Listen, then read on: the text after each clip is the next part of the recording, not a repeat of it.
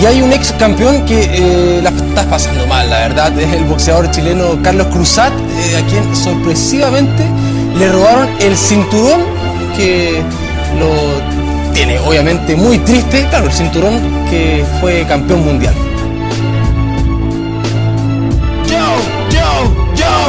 Sangre, sudor, lágrimas, páginas. Vamos arriba, ¿por qué te desanimas? Deja de llorar, de pie hijo de perra. Que cada ser humano libra su propia guerra. Cierra la boca o saca tu bravura. Con o sin guantes la vida es dura. Mira para afuera, esto no tiene cura.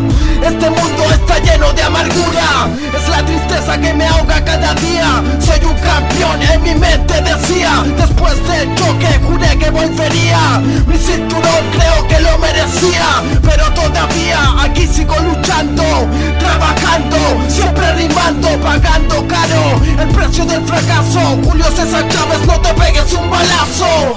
Jack Dempsey, Jack LaMotta, Mohamed Ali, Mike Tyson, Joe Fraser, Joe Luis, Arturo Godoy, Martín Vargas, Carlos Monzón, Maravilla Martínez, Julio César Chávez, Juan Manuel Márquez, Marco Antonio Barrera, Sal Lanford y todos los grandes boxeadores que lucharon contra todo. Mi máximo respeto. A pesar de todo hay que seguir en acción. Tienes que luchar hasta con la depresión. Triste ya no puede descansar el campeón.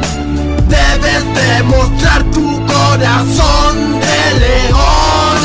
A pesar de todo hay que seguir en acción. Tienes que luchar hasta con la depresión. Triste ya no puede descansar el campeón. Debes demostrar tu corazón de león.